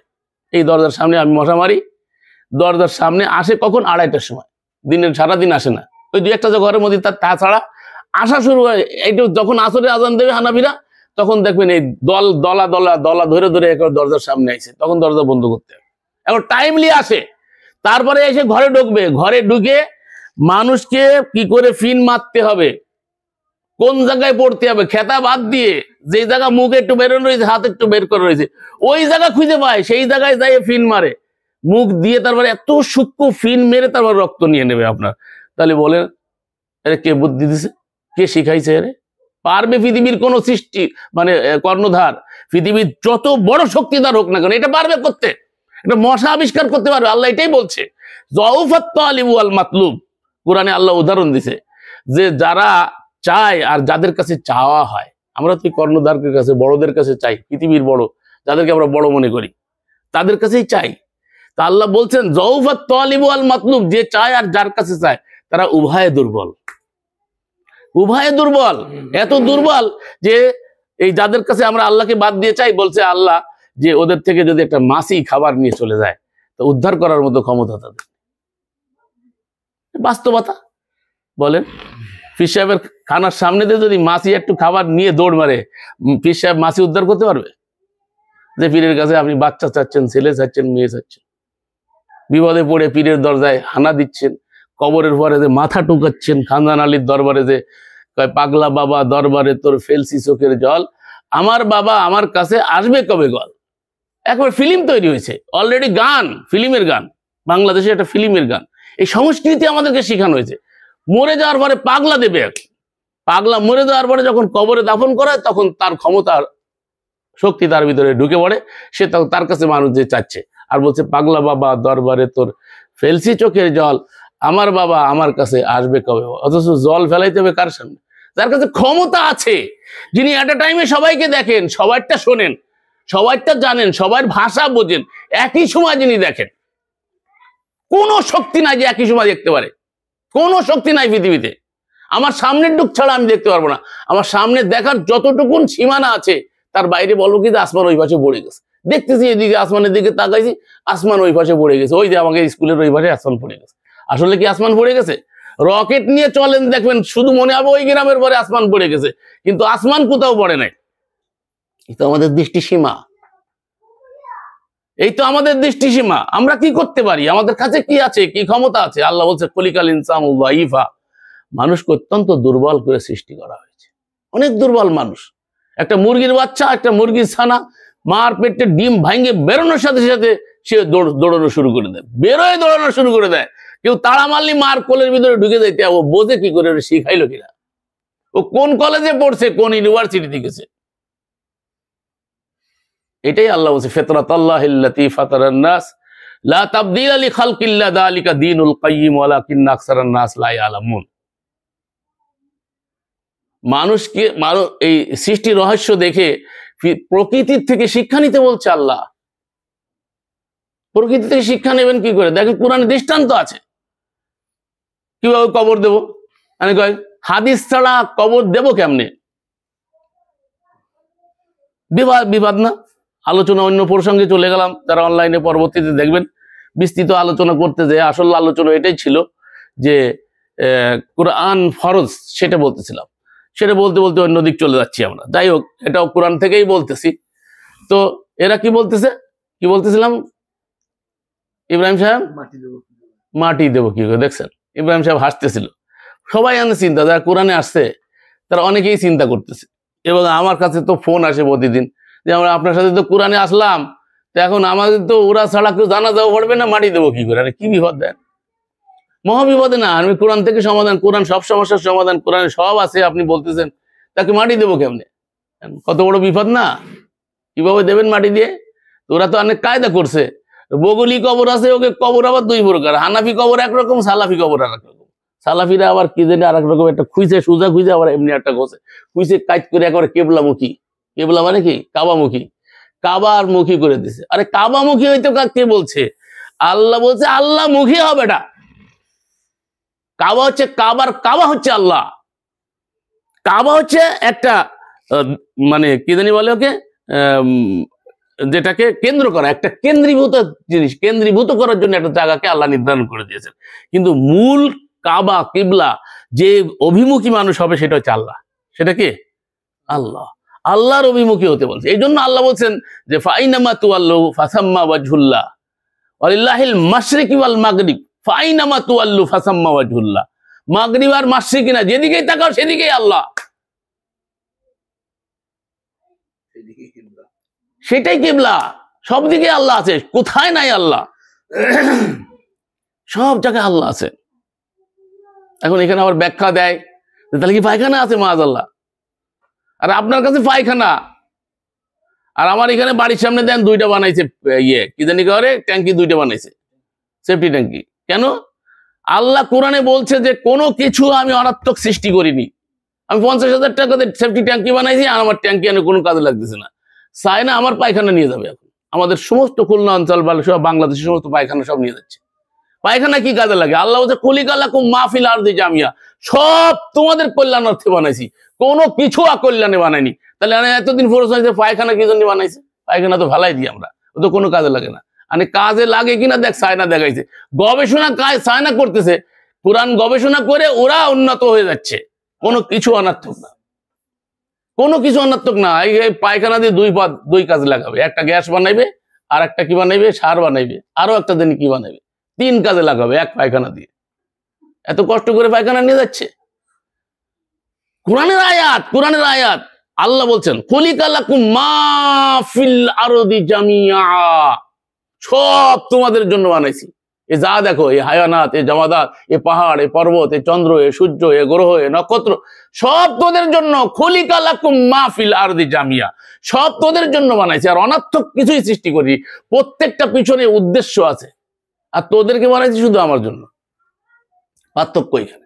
আপনি আল্লাহর হবেন আর সব আপনার হবে। আপনি আল্লাহর হবেন না, সব কিছুর পিছনে আপনাকে দৌড়াইতে হবে, দৌড়াইতে হবে, দৌড়াইতে হবে। আর আপনি যখন আল্লাহর হবেন তো সব আপনার পিছনে দৌড়াবে। दुनिया को लात मारो, दुनिया तुम्हारी है। दुनिया को लात मारो, दुनिया तुम्हारी है। যদি লাথি মারতে পারো তাহলে তোমার দুনিয়া তোমার পিছনে চলবে। আর যদি দুনিয়ার পিছনে দৌড়াও তাহলে দুনিয়ার পিছনে দৌড়ে সারা জীবন ধরতে পারবে না। উদাহরণ হচ্ছে এরকম, যখন ছায়াটা আপনার সামনে থাকে, আপনার ছায়া যখন আপনার সামনে থাকবে, আপনার ছায়া ধরার জন্য আপনি দৌড়ইবেন, কোটি কোটি মাইল দৌড়বেন, আপনিও দৌড়বেন, আপনার ছায়াও দৌড়বে। আপনি কোনোদিন ছায়া ধরতে পারবেন না। কিন্তু যদি ছায়ারে আপনার পিছনে দৌড়াইতে চান তাহলে আপনি একটু মোড়টা গুল্লি মারবেন, গুল্লি মারে ছায়ারে পিছনে ফেলাই দেবেন, পিছনে ফেলাই দিয়ে আপনি দৌড়বেন, দেখবেন ছায়া আপনার পিছনে পিছনে দৌড়াচ্ছে। কি কথা ঠিক কিনা? দুনিয়াটা হচ্ছে ছায়া, দুনিয়া ছায়া। দুনিয়া কি? আখিরাতের পরকালের ছায়া। এই জন্যই জান্নাতের ফল ব্যয় করে, এরকম ফল তো আমাদেরকে দেওয়া হয়েছিল। ওই যে আয়াত বুঝি না, আয়াত বোঝেন এখান থেকে, দেখেন মাথা নাড়াচ্ছে, আয়াত বুঝতে ফেলাইছে। মানে আল্লাহ বলছেন যে এই ফল যখন জান্নাতে ফল পাবে, এরকম ফল তো আমাদেরকে দেওয়া হয়েছিল। মানে দেখতে একই রকম, কিন্তু স্বাদে গন্ধে হতে অন্যরকম হতে পারে। যেমন দুনিয়াতেই তো ভ্যারাইটিস কালারের, ভ্যারাইটিস রকমের ফল আছে। একই ফল এখানে একরকম, ওইখানে আরেক রকম। কাশ্মীরের আঙ্গুর আর আমাদের দেশের আঙ্গুর, আমাদের দেশের মাটির কারণে আঙ্গুর হয় টক, কাশ্মীরের আঙ্গুর অনেক মিষ্টি হয় মাটির কারণে। একই ইলিশ মাছ দেখবেন, বরিশালের ইলিশ মাছের তুলনাই হয় না বাংলাদেশে। যতই বলেন পদ্মার ইলিশ, মুখ ইলিশ, বরিশালের ইলিশে এত ঘ্রাণ আর এত মজা, ছোট ইলিশটাও মজা লাগে। কেন দিয়ে রাখছেন আল্লাহ? এক এক জায়গায় এক এক মজা, এক এক রকম স্বাদ। কে করছে এটা? সব আল্লাহ। তো ওই যে বলতেছিলাম, কোথায় চলে গেছি দেখেন, আমি কথা বলতে বলতে অন্যদিক চলে যায়। ওই যে বলতেছিলাম না যে মাটি দেবেন কি করে, কোরআনে আইছেন। বিপদ না? আপনারাও তো চিন্তা করেন যে মাটি হবে কি করে, কবরে জানাজা পড়াবে কিনা, এই যে ঝামেলা। ভালো করে শোনেন, আদমের দুই পুত্রের লড়াই হয়েছিল, কোরআনে আছে। এক পুত্র আরেক পুত্রকে মেরেই ফেললো, কোরআনে ঘটনা। মেরে যখন ফেলাই জানে মাটি দেবে কি, মানে কি করবে, মেরে ফেলাই জানে করবে কি, ও তো মানবী সেই সময়ের কথা হচ্ছে, তখন তো এখনো পর্যন্ত বিধান আসেনি কি করবে। কাক এসে কি করছে, কাক, একটা কাক আর একটা মৃত কাক রে মাটি খুঁজে দাফন করছে, ঢেকে দিচ্ছে। কোরআনের ঘটনা। ওইখান থেকে শিক্ষা নিচ্ছে। আমি বলতেছিলাম যে আপনি নেচার থেকে কিভাবে শিক্ষা নেবেন। নেচার, পৃথিবী থেকে, পৃথিবীর এই নেচার থেকে মানুষ শিক্ষা নেয়। তোরা শিক্ষা নিল, আমি কি করতে, আমরা ঢাইকে ধুতে বেরে ভাই, আপনার তো এটা এই যে স্ট্রাকচার নেই, কোনো কাজের না। যতক্ষণ এর ভিতরে আপনি আছেন, এই আপনার একটা আপনি আছে, আপনার আপনি, যতক্ষণ আপনার ভিতরে সেই আপনি আছেন ততক্ষণ এই স্ট্রাকচারের মূল্য আছে। আর যখন আপনার আপনি যখন বের হয়ে চলে যায় তখন আর স্ট্রাকচারের কোনো দাম নাই। আব্দুল কুদ্দুস আব্দুর রহমান শাহরিয়ার যতক্ষণ আছে জমিনের পরে, তার সেই সত্তা ভিতরে থাকবে, তখন তার স্ট্রাকচার কার্যকারী। যখন ভিতর থেকে সেই আসল সত্তাটা চলে যাবে তখন স্ট্রাকচার পড়ে থাকবেন, চোখের জায়গায় চোখ, কানের জায়গায় কান, হাতের জায়গায় হাত, ব্রেনের জায়গায় সব থাকবে, অল এভরিথিং থাকবে, কোনো কিছু যায় না। ডাক্তাররা চেক করে দেখছে যায় কি, কিছুই তো যায় না। কয় শ্বাস, অক্সিজেন বন্ধ হয়ে গেছে। আর অক্সিজেন তো ঘরের মধ্যে আছে, যেই ঘরের মধ্যে আমি জীবিত আছি, আমার বাবা মারা গেছে, ওই ঘরের মধ্যে তো অক্সিজেন আছে অলরেডি, তো অক্সিজেন আমার বাবা নিতে পারছে না কেন? এতে একটু আগে তো আমার বাবা অক্সিজেন নিতে পারছিল, তাহলে গেল কি? কি গেছে? ওই আপনার আপনি চলে গেছে, আমার আমি চলে গেছে। ওই যে আমি যখন চলে যাই তখন আমার এই মাটির দেহ মাটিতেই পড়ে থাকবে। এই সব কিছু মাটি দিয়ে তৈরি, স্ট্রাকচার সব মাটির উপাদান দিয়ে তৈরি, এইখানের খাদ্য খাবার দিয়ে এটা তৈরি হয়েছে, আর এটা মাটির সাথে মিশে যাবে। এই কথাটাই আমরা যখন মাটি দেই তখন বলি মিনহা খালাকনাকুম ওয়াফিহা নুঈদুকুম ওয়া মিনহা নুখরিজুকুম তারাতান উখরা। মাটি দিয়ে বানাইছি, মাটির সাথে মিশাবো, আবার মাটির থেকে উঠাবো, এটা বলি। কিন্তু আমাকে হুজুররা শিখাইছে 3 বার মাটি দিও আর এই কইবা। এটা বলা মানে কি আল্লাহর স্থান দখল করি না, এটা বলছে আল্লাহ। আপনারা তো মাটি দেওয়ার সময় কথা বলতে বলে নাই, কথা বুঝেন, কিন্তু কথা বুঝে তারপরে চিন্তা ভাবনা করবেন, কথাটা শুনবেন, শুনে 5 মিনিট চিন্তা করবেন বাস্তবতা। খালি তো একরকম শুনে আসছেন, এখন বুঝা মনে হচ্ছে ব্রেনের মধ্যে, বলে কি এতদিন শুনলাম কি আর বলতেছে কি, উল্টো মনে হচ্ছে না? মাটি দিয়ে বানাইছি, মাটির সাথে মিশাবো, মাটির থেকে উঠাবো, কথাটা তো তাই। আরবি কথাটা হচ্ছে বাংলায় তাই। মিনহা খলাকনাকুম ওয়াফিহা নুঈদুকুম অমিনহা নুখরিজুকুম তারাতান উখরা। মাটি দিয়ে বানাইছি, মাটির সাথে মিশাবো, মাটির থেকে আবার উঠাবো। কবে কিয়ামতের দিন উঠাবে? এই কাজটা কার বলেছেন কে কোরআনে? আল্লাহ বলছে। এখন আপনি মাটি দেওয়ার সময় যখন এই কথাটা বলছেন, তা আপনি জায়গাটা কার দখল করলেন? এইবার তো বুঝেছেন মনে হয়, নাকি? আপনারা বুঝেছেন? আপনারা বোঝেন নাই? মহিলারা বোঝেন নাই? মাটি দিয়ে বানাইছি, আবার মাটির সাথে মিশাবে, কথা কার? তা আপনি মাটি দেওয়ার সময় এই দোয়া পড়তেছেন কেন? তার মানে কি আপনি আল্লাহ জায়গা দখল করছেন না? এটা কি আল্লাহ বলেছে তুমি এরকম মাটি দেওয়ার সময় কথা বলো? আমাকে হুজুর শিখাইছে, আমাকে হুজুর শিখাইছে। তা আপনি তো আল্লাহর দিন মানছেন না, হুজুরের ধর্ম মানছেন। আল্লাহর দিন আর হুজুরের ধর্ম পার্থক্য আছে। তো আমরা যেটা বলতেছিলাম যে এই দোয়াগুলো যে আমরা পড়ি, আমাদের হুজুররা আমাদেরকে শিখাইছে। আসলে বিষয়টা হচ্ছে হুজুরদেরও দোষ না, বিষয়টা হচ্ছে কি যে এইভাবে সিলেবাস কারিকুলাম আমাদেরকে ইংরেজরা দিয়ে গেছে। ব্রিটিশের দিয়া সিলেবাস আমাদের প্রতিষ্ঠানগুলো ফলো করছে, যার কারণে আমাদেরকে এমনভাবে পিছিয়ে দেওয়া হয়েছে যে আমরা কোরআন মুখস্থ করছি নফল মনে করে, মানে ফজিলত হাসিল করার জন্য। কিন্তু কোরআন বোঝার চিন্তা ভাবনা বা চেষ্টা আমাদের নাই। যদি কোরআন বুঝতাম তাহলে বিষয়টা কিন্তু আমি বুঝতে পারতাম যে এই দোয়াটা কেন এখানে আমি পড়ছি। আমরা নামাজ পড়ছি কিন্তু আমরা কি বলছি আমরা বুঝি না। দেখেন অধিকাংশ লোক নামাজে দাঁড়িয়ে ছোট দ্রুত নামাজ পড়ার জন্য দেখা যায় সূরা কাউসারটা পড়ে, এভাবে হাত বেঁধে বলতেছে। সূরা ফাতিহার পরে বলছি না আতাইনা কাল কাউসার, নিশ্চয়ই আমি আপনাকে কাউসার দান করেছি। তো এই কথাটা কে বলছেন? আল্লাহ রসুলকে বলছেন যে নিশ্চয়ই আমি আপনাকে কাউসার দান করেছি। কাউসারের ব্যাখ্যা আরো অন্য আরেকদিন করব। কাউসার বলতে তারা একটা প্রশ্রবণ বলতেছে সহিহ হাদিসের আলোকে। আসলে বিষয়টা না, আসলে বিষয়টা হচ্ছে আল্লাহ রসুলকে যেটা দিচ্ছে সেটা হচ্ছে আল কোরআন। এই আল কোরআনই কাউসার, প্রশ্রবণ। এটাই হচ্ছে, এখান থেকে আমাদেরকে তৃষ্ণা নিবারণ করতে বলা হয়েছে।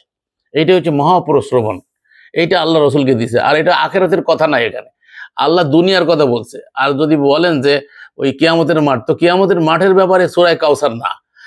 সূরা কাউসার হচ্ছে এই পৃথিবীতে রসুলকে আল্লাহ দিয়েছেন। আল্লাহ বলছেন ইন্না আতাইনা কাল কাউসার, নিশ্চয়ই আমি আপনাকে কাউসার দান করেছি। এখন আমাদেরকে যা বোঝানো হয়েছে আমরা তাই বুঝে বসে আছি, আর আমরা হাত বাঁধে বলছি, আল্লাহরে উল্টো ফেরত দিচ্ছি।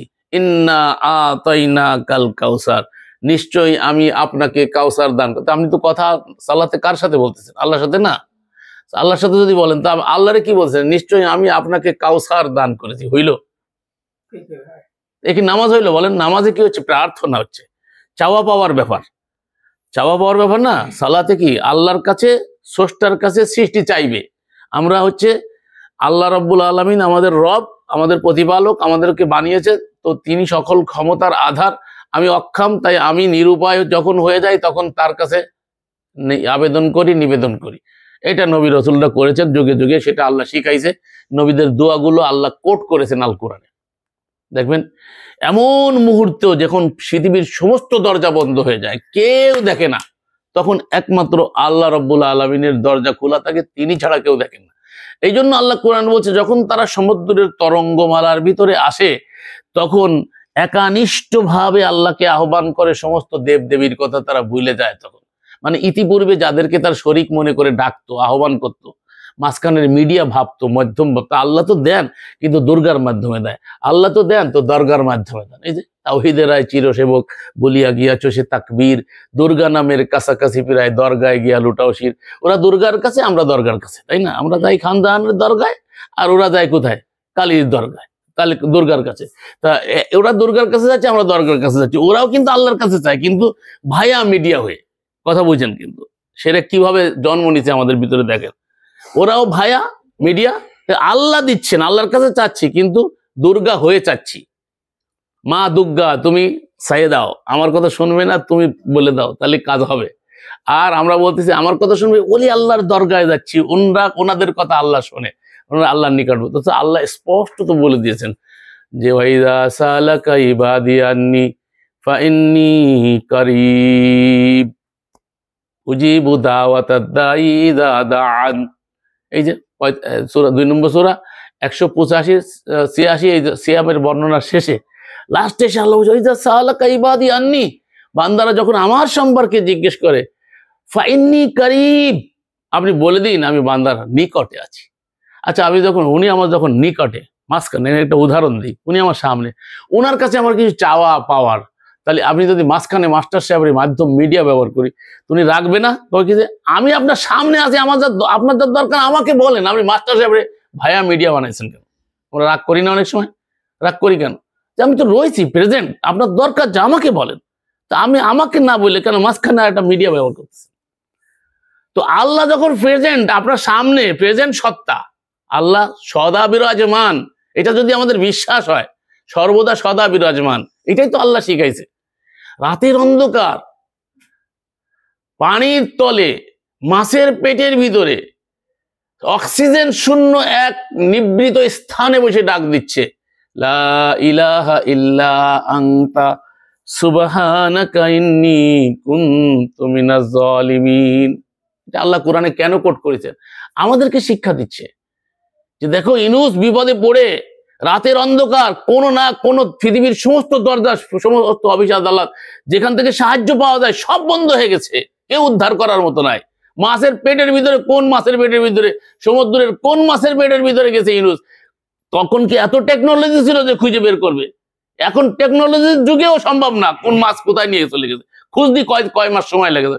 এর মধ্যেই তো মরা সারা, কিন্তু মরে নাই, ওখানে বসে ডাক দিচ্ছে, লা ইলাহা ইল্লা আনতা সুবহানাকা ইন্নী কুনতু মিনাজ জালিমিন। লা ইলাহা ইল্লা আনতা, আপনি ছাড়া কোন ইলাহ নাই, আপনি ছাড়া আইনদাতা নাই, বিধানদাতা নাই, উদ্ধারকর্তা নাই, ত্রাণকর্তা নাই, আপনি ছাড়া কেউ নাই। লা ইলাহা ইল্লা আনতা সুবহানাকা, আপনার সত্তা পবিত্র। আপনি আমার যদি উদ্ধার না করেন, জালিমিনদের অন্তর্ভুক্ত হয়ে যাও। আদমও যা বলেছে, ইউনূসও তাই বলছে। আদম লানাকুনান্না মিনাল খাসিরিন, আর এ বলছে আমি জালেমদের অন্তর্ভুক্ত হয়ে যাব। তা আল্লাহ উদ্ধার করছেন। এর পরের অংশে আল্লাহ বলছেন, ফাস্তাজাবনা লাহু ওয়া নাজ্জাইনাহু মিনাল গাম ওয়া কাযালিকা নুনজিল মুমিনিন। শুধু ইউনূসকে না, এভাবে করে কোন বান্দা আমার কিয়ামত পর্যন্ত বিপদে পড়ে, এইরকম মুহূর্তে, যে মুহূর্তে ইউনূস পড়েছে, এরকম মুহূর্তে যদি কোনো বান্দার পরে আগমন ঘটে, আর ওই বান্দা যদি সমস্ত দরজা বন্ধ হয়ে যায়, আমার দরজা তখন খোলা থাকে, আমাকে যদি আহ্বান করে, আমি ওই বান্দার ডাকে সাড়া দিয়ে থাকি। বাস্তবতা। কেউ থাকে না, যখন থাকে কে কয় না আল্লাহ, উদ্ধার হয়ে যায় এক না। আমরা দেখতেছি যে এখান থেকে হলো না, ওইখান থেকে হলো না, অমুক জায়গাতে হলো, তো টাকা নাই, পয়সা নাই, কিছু হবে না, কি হলো, আমার তো সব শেষ হয়ে গেল। কোথার থেকে উদ্ধার হয়ে গেছে আপনি টিয়ারও পাইবেন না। আছে না জীবনে, ঘটেছে না আপনার আমার? অনেক কোথার থেকে চলে আইছে, টিয়ারও পাইনি। এরকম ঘটনা আমাদের সাথে জীবনে ঘটেছে। আমি যখন পাকিস্তানে করাচিতে গেছি লেখাপড়া করার জন্য, বাড়ি থেকে গেছি, যে তারপরে এই অনেক কষ্ট করে গেছি, এক অঞ্চলে গেছি করাচিতে, বাঙালি অঞ্চলে, এখন মাদ্রাসায় ভর্তি হয়নি। তো কারোর সাথে পরিচয় নাই, কিছু নাই, টাকা পয়সা যা ছিল দিয়ে গেছিল, সব শেষ হয়ে গেছে। খাবো কোথায়? এক হোটেলে গেদে নিয়ে আমাকে নিয়ে গেছে, চা খাওয়াচ্ছে, চিন্তায় আছি, আর ভরসা করছে আল্লাহর বাড়ি, আস্থা করছে আল্লাহ, আল্লাহ তুমি তো বানাইছো, খাওয়ানোর মালিক তুমি। এক লোক কোথাতে আইসে আমার জিজ্ঞেস করতেছে, আমার পরিচয়, বাড়িটাই জিজ্ঞেস করছে। বললাম আমার বাড়ি খুলনায়, আমি আইসি কি জন্য আইসি, লেখাপড়া করতে।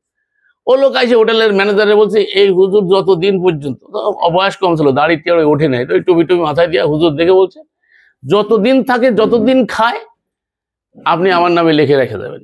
আমি তাকে কিছুই বলিনি, চিনি না ভাই, একটু আগে তো পরিচয় নিল আমার। সে আমার জিজ্ঞেস করতেছে, আমার পরিচয় নিচ্ছে। আমি যে তার কাছে আবেদন করছি আমি বিপদে আছি তা না, আমি তো আবেদন করছি তার কাছে যে তিনি বানাইছেন, তিনি আনিছেন, তিনি খাওয়াবেন, ব্যবস্থা করবেন। আমার বাস্তব জীবনে দেখা। একটু আগে তো কিছুই দেখতেছিলাম না, হোটেলে চা খেয়ে বসে আছি, কি হবে, কোথায় চলবো, কিভাবে খাবো, কোথায় কি করবো, কোন কাজের ব্যবস্থা নেই। কে পাঠাইছে বলেন তো? এ তো আমার নিজের দেখা, আমার নিজের সাথে ঘটনা। হোটেলে এসে বলে দিচ্ছে, উনি যতদিন খায় আমার নামে লিখে দেবে, ওনার কাছে কিছু চাইবেন না। পাঠাইছে কিনা বলেন তো? এ তো আমার দেখা। আপনি বিশ্বাস করবেন কিনা জানি না, আমাকে নির্ভরযোগ্য রাবি মনে করবেন কিনা সেটা আপনার ব্যাপার, কিন্তু আমার সাথে তো ঘটেছে। তো আমার তাওয়াক্কুল বাড়বে না কেন? আমার তো ভরসা বাড়বে। আমি কি করে সেই রবকে ছাড়তে পারি? আমি কিভাবে সেই রবকে ভুলতে পারি যিনি নিবৃত্তে তাকে ডাকলে আমার ব্যবস্থা করেছে, সেটা আমি নিজে দেখছি। এই জন্য আমার জিজ্ঞেস করলে আমি সবসময় দেখি আল্লাহরে। আমি কেন বলি? আমার কনফিডেন্স থেকে বলি, আমার ভিতরের দেখা থেকে বলি। যে আমি তো দেখছি, তুমি দেখছো না, তুমি বাহ্যিককে দেখছো, সেই জন্য তুমি বিশ্বাস করতেছো না স্রষ্টা আছে। সৃষ্টির পরতে পরতে স্রষ্টার পরিচয় পাওয়া যায়। তো আল্লাহ সুবহানাহু ওয়া তাআলা আমাদের পরে এই কোরআনকে রসুলের পরেও ফরজ করেছেন। আল্লাহ রসুলকে লক্ষ্য করে বলছেন সূরা জাসিয়া 45 নম্বর সূরা 18 নম্বর আয়াতে আল্লাহ বলেন, সুম্মা জাআলনা আলা শারিয়াতিম মিনাল আমরি ফাত্তাবিউহা ওয়ালা তাত্তাবিউ আহওয়া আল্লাযী লা ইয়ালামুন। আল্লাহ বলছেন, তারপর আমি তোমাকে দিনের এক বিশেষ বিধানের উপর প্রতিষ্ঠিত করেছি। এই দিনের বিশেষ বিধান এরপরে প্রতিষ্ঠিত করেছি, সুতরাং তুমি তার অনুসরণ করো। কিসের অনুসরণ করো? এই যে বিশেষ বিধানের পরে তোমাকে প্রতিষ্ঠিত করেছি, এর কি করো? অনুসরণ করো, আল্লাহ বলছেন। আর এর অনুসরণ করো। তারপরে আল্লাহ রাব্বুল আলামিন বলছেন যে যারা জানে না তাদের খেয়াল খুশির অনুসরণ করো না। যারা এই বিধান সম্পর্কে অজ্ঞ, ওরা কি করে? যারা অজ্ঞ, এই বিধান জানে না, তারা কি করে? খেয়াল খুশির অনুসরণ করে, মন যা চায় তাই করে। এখানে মনোপূজারী বলা হয়। মনোপূজারী, রবের পূজারী হইতে গেলে এই বিধান ফলো করতে হবে। আর এইটা ফলো করে যতটুকুন জীবন করবেন ততটুকুন সালাতে আসেন। এটাই বলা হয়েছে মারিজ 70 নম্বর সূরা 23 নম্বর আয়াত, আল্লাযীনা হুম আলা সালাতিহিম দাইমুন। তারা সর্বদা সালাতে রত থাকে। তার মানে সালাতবিহীন জীবন হতেই পারে না। অনেকে বলে মুরাদ বিন আমজাদ নামাজের বিরুদ্ধে কথা বলে। আরে আমি নামাজের বিরুদ্ধে কথা বলি, এটা তো স্পষ্ট, বারবার বলছি, কিন্তু আমি সলাতের বিরুদ্ধে তো কথা বলি না। আল্লাহ তো সলাত বলেছে, সলাত মানে নামাজ। আমি এইটা বলি যে সলাত মানে নামাজ না, নামাজ ভিন্ন জিনিস, সলাত ভিন্ন জিনিস। সলাতবিহীন মোমেনের জীবনই হতে পারে না। আল্লাহ স্লোগান শিখাইছে আমাদের, ইন্না সলাতি ওয়া নুসুকি ওয়া মাহিয়ায়া ওয়া মামাতি লিল্লাহি রাব্বিল। আমার সলাত, আমার সিয়াম, আমার ইবাদত, আমার বন্দেগি, আমার জীবন, আমার মরণ লিল্লাহি রাব্বিল আলামিন, সব আল্লাহর জন্য। সলাত তো 1 নম্বরে আল্লাহ বলছেন না সলাতি, আল্লাহ শিখাইছে সলাত। আমার সলাত, আপনার সলাত যদি আল্লাহর জন্য হয়, তাহলে আপনি যে সালাত করতেছেন, এই সালাত কার জন্য হচ্ছে? আল্লাহ বলছে আল্লাযীনা ইউরাউনান নাস, মানুষকে দেখানোর জন্য। সূরা মাউন পড়ে দেখেন, মানুষকে দেখানোর জন্য মুসাল্লি সাজে। লোক দেখানো সালাত, কপালে দাগ হইয়া গেছে গা বুট হইতে হইতে, কিন্তু পাপ ছাড়ে নাই। কপালে দাগ হয়ে গেছে, ভেজাল ছাড়ে নাই। কপালে দাগ হয়ে গেছে, মিথ্যা ছাড়ে নাই। কপালে দাগ হয়ে গেছে, ওজনে কম দিয়া ছাড়ে নাই। কপালে দাগ হয়ে গেছে, ঠগানো ছাড়ে নাই। কপালে দাগ হয়ে গেছে, আইল ঠেলা ছাড়ে নাই। কপালে দাগ হয়ে গেছে, মানুষের সাথে দুরাচার করা ছাড়ে নাই। কপালে দাগ হয়ে গেছে, বোনের সম্পদ দিচ্ছে না। মোল্লা গোষ্ঠী বোনের সংখ্যা, বাপের সম্পদ, বাপের সন্তান যেমন ছেলে, বাপের সন্তান অনুরূপ মেয়ে। ছেলে কটুক পাবে, মেয়েটুক কটুক পাবে, বন্টন করে দিছে আল্লাহ। তুমি বোনের বিয়ে দেওয়ার পরে বোন তোমার বাপের সম্পদ থেকে বঞ্চিত হয়ে গেছে, এরকম একটা ব্যাপার। যুগ যুগ ধরে তার সম্পদ অবৈধ খাচ্ছ। বোনের সম্পদ ভাইরা অবৈধ খায়। ভাই তো বাপের ফ্যামিলিতে থেকে ভোগ করতেছে অলরেডি, ভাইরা ভোগ করে, কিন্তু বোনেরা তো চলে যায় পরের ঘরে। এই যে পরের ঘরে যে যতকাল গেল, যে যতকাল খাইছে, আমার নানারা মাওলানা গোষ্ঠী, এনে বলে দিলাম, আমার মা এখানে উপস্থিত প্রেজেন্ট। আমার মার ওই শেষকালে আমি নিষেধ করছিলাম যে দরকার নাই, শেষকালে টাইকে চাইয়ে চুয়ে তারপরে জমি নিছে। এই জমির হাড়িটা এত বছর পর্যন্ত দেয়নি, হাড়ি খাইছে তারা। সব গোষ্ঠীতে দর্জন মাওলানা সব, আর মাওলানা আল্লাহ ছাড়া কেউ নাই। আমি কথা বলতে গেলেই তো সমস্যা, আমার তো প্রতি পদে পদে সমস্যা। সব মাওলানা। আমার নানার নাম আব্দুল খালেক মাওলানা, তা আব্দুল খালেক কেউ কইতো না, খালেক মাওলানা কইতো, খালেক মাওলানা। আমাকে এলাকায় বড় হুজুর আছে, এক মাদ্রাসার প্রিন্সিপাল, তার কাছে মাহবুদ মাওলানা। মাহবুদও আল্লাহ, মাহবুদও আল্লাহ, মাওলানাও আল্লাহ। আনতা মাওলানা ফানসুরনা আলাল কওমিল। আমি তো কথা বলতে গেলে পদে পদে সমস্যা দেখি, এই জন্য আমি আল্লাহর কাছে দোয়া করি, আল্লাহ আমার ওই আবু হানিফা নাকি ওযু করতে লাগলে গুনাহ ধরে দেখতে পারতো। তো এইরকম একটা ব্যাপার। কোরআনে এসে আমার কোনো কৃতিত্ব নাই, কোরআনে আসার পরে দেখছি প্রতি পদে পদে আমি সমস্যা দেখি। একটা মানুষে যদি আমি লক্ষ্য করি, তার পাত থেকে মাথা পর্যন্ত আমার কাছে দেখি খালি ত্রুটি আর ত্রুটি। মাঝে মাঝে ভাবি যে আল্লাহ, এটা কি বিপদ, মানুষের ত্রুটি আমার ভিতরে আসতেছে, কি অন্যায়গুলো চলছে সমাজে। আপনি যদি কোরআন পড়েন তাহলে দেখতে পারবেন ধর্মের নামে কি চলছে। অধর্মের কথা বাদ দেন, ওটা তো ডিলেট হয়ে গেছে, ওটা বাদ।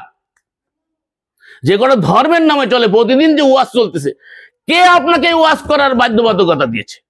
আপনি আয়াত দেখবেন, ওয়াজ করবে কে, কোরআন প্রচার করবে কে, রসুল ছাড়া কেউ করবে না। আয়াত আমি আপনার এখনই দেখা দিতে পারি। এই আয়াত হচ্ছে কত? 5 নম্বর সূরা মায়েদার 67 নম্বর আয়াত। ইয়া আইয়ুহার রাসূল, 5-67, বাল্লিগ মা উনজিলা ইলাইকা মির রাব্বিক, হে রাসূল, যে আপনার পরে নাজিল হয়েছে তা আপনি প্রচার করুন। রাসূলকে আল্লাহ নির্দেশ দিয়েছে, ওমা আলার রাসূল ইল্লাল বালাগুল মুবিন, আমার রাসূলের দায়িত্ব আমার বালাগকে পৌঁছানো। আল্লাহর বালাগ পৌঁছানোর দায়িত্ব রাসূলের। যারা রসুলের অনুসারী আছে তারা কি করবে? ওয়াজাক্কির ফাইন্নাস যিকরা তানফাউল মুমিনিন, অবশ্যই কোরআন নিয়ে দিনী আলোচনা নিয়ে মুযাকারা করবে, তাহলে ইমানদারদের ফায়দা হবে। কোরআন নিয়ে আলোচনা, পর্যালোচনা, তালিম করবে, কিন্তু কোরআন পৌঁছানোর দায়িত্ব, কোরআন বোঝানোর দায়িত্ব রসুলের। দেখেন আর কারোর দায়িত্ব আছে কিনা। আজকে যে আলেম উলামারা ওয়াজ করতেছে, এই ওয়াজ করতে যে সেদিন দেখলাম আমরা ঢাকা থেকে যেখানে থাকি রায়েরবাগে রাস্তা বন্ধ করে 2 দিন মাহফিল হচ্ছে। মাহফিল আমি সেদিন রেকর্ড করে ফেসবুকে দিয়েছিলাম, আপনারা হয়তো দেখছেন মনে, ফেসবুকে দিছি। সেখানে সর্বোচ্চ 20 থেকে 25 আশেপাশে ধরে, সামনে মনে হয় 10 জন, তাও ছোট ছোট বাচ্চা, মুকাল্লাফ না, যাদের পরে কোনো আল্লাহর বিধান প্রযোজ্য না, সেই সব বাচ্চাগুলো ঘুরতেছে মাদ্রাসার পোলাপান। আর বাকি 2-4 জন মনে হয় বয়োজ্যেষ্ঠ লোক আছে, আর বাকিগুলো মসজিদের সামনে বসে বসে আড্ডা দিচ্ছে, দোকানে আড্ডা দিচ্ছে, মাহফিলে লোক নেই। অথচ রাস্তা বন্ধ করে বিশাল বিশাল লরি স্পিকার দিয়ে দিয়ে মানুষকে ওয়াজ শোনানো হচ্ছে। আচ্ছা, সম্পূর্ণ নিষেধ এটা, ইসলামের সম্পূর্ণ নিষেধ। লা ইকরাহা ফিদ্দীন, ধর্মে কোনো জবরদস্তি নাই। যারা শুনবে না তারাও লরি স্পিকার দিয়ে জোর করে শোনাবে। আজকে জুমার খুতবায় কি হইলো? প্রত্যেকটা মসজিদ থেকে এক মসজিদের আর এক মসজিদে আওয়াজ বাড়ি খাচ্ছে। আর এইভাবে করে আর এক অমুসলিম বসবাস করে এদেশে। এদেশে হিন্দু আছে, খ্রিস্টান আছে, বৌদ্ধ আছে, বিভিন্ন প্রজাতির লোক আছে। তারা তো আপনার ধর্ম মানতে বাধ্য না। আল্লাহ কোরআনে বলে দিয়েছেন, আয়াতুল কুরসি, সূরা আল বাকারা বাড়িতে পড়বেন, এমন বলতে পারতেছি না, আয়াতটা বলে দিচ্ছি। সূরা আল বাকারা 255-56 এসে বলছে লা ইকরাহা ফিদ্দীন, ধর্মে কোনো বাড়াবাড়ি নাই, জবরদস্তি নাই। সত্য আর মিথ্যার পার্থক্য করে দিয়েছেন। যার ইচ্ছা গ্রহণ করবে, যার ইচ্ছা গ্রহণ করবে না, কারোর উপরে জবরদস্তি করার বিধান আল্লাহ বলেন না। অথচ আমরা কি করতেছি? মৌলভী সাহেবরা জোর করে ধর্ম চাপাই দিবে। এটা দেখেন না, এক ভাই ওনারা বসায় রাখতে চাইছিল, আমি কইতে চলে যাইতে দেন। তার কারণ এটা হচ্ছে মনস্তান্ত্রিক ব্যাপার। আপনার ব্রেন যতক্ষণ না নেবে, জোর করে যদি কারোর চাপাই দেন, ওটা টেকে না। কত লোক এখানে ভরে যাইতো না, আসছে না, কত কোরআনে আসছে, বায়াত নিছে, তারপরে বায়াত লঙ্ঘন করছে। আল্লাহ বলে দিছে, রসুল তোমার কোনো দায়িত্ব নাই। 48 নম্বর সূরা 10 নম্বর আয়াত। যারা বায়াত ভঙ্গ করবে তার যে খারাপই, যে তাদের পরে বর্তাবে। তো আল্লাহরে ভয় করে না, পরকাল ভয় করে না, পুনর্জন্ম তো দূরে করো, পুনরুত্থানে বিশ্বাস করে ও তার পুনরুত্থানের ভয় করে না, তো তাদের কি অবস্থা হবে? কিভাবে হবে? আমরা কি ভাবছি কখনো কি হচ্ছে, কোথায় যাচ্ছি? আমরা কোরআনের লোক হয়ে কোরআনের বিরুদ্ধে আচরণ করছি। কোরআনের কথা সবাই বলছে, সব কোরআন মানি। কোথায় কোরআন মানি? কোরআন মানা তো সোজা। এই কোরআন প্রতিষ্ঠা করতেছে কি হয়েছে? ঘর থেকে বিতাড়িত হয়েছে। ঘরের লোকেরা প্রথম বিরুদ্ধ আচরণ শুরু করে, ঘরের মধ্যে বিরুদ্ধবাদীরা তৈরি হয়ে যায়। এটাই পরীক্ষা। এই পরীক্ষা আপনাকে উত্তীর্ণ হতে হবে। এটাই কোরআনের একটা আলামত। এটা হচ্ছে আপনি কোরআনে প্রতিষ্ঠিত হচ্ছেন তার আলামত। আপনার ঘরের মধ্যে তো আপনার বিরোধিতা হবে। কেউ নিতে চাইবে না ভাই, কেউ নিতে চায়নি।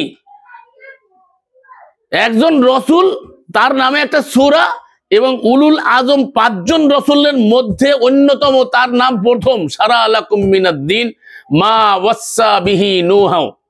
আল্লাহ বলছেন সারা সূরায় 42 নম্বর সূরা আশ-শূরার 13 নম্বর আয়াত, শারা লাকুম মিনাদ-দ্বীন মা ওয়াসসা বিহি নূহা ওয়া আওহাইনা ইলাইকা ইব্রাহিম ওয়া ইসমাঈল ওয়া ইসহাক। এভাবে করে বিভিন্ন রাসূলদের নাম নিছেন আল্লাহ পাক এই সূরার মধ্যে, এই আয়াতটার মধ্যে। শারা লাকুম মিনাদ-দ্বীন মা ওয়াসসা বিহি নূহা ওয়াল্লাযী আওহাইনা ইলাইকা ওয়া ওয়াসাইনা বিহি ইব্রাহিম ওয়া মূসা ওয়া ঈসা আন আকিমুদ-দ্বীন ওয়া লা তাতাফাররাকু। এখানে 5 জনের কথা বলা হয়েছে। তো 5 জনের 1 নম্বর হচ্ছে নূহ আলাইহিস সালাম।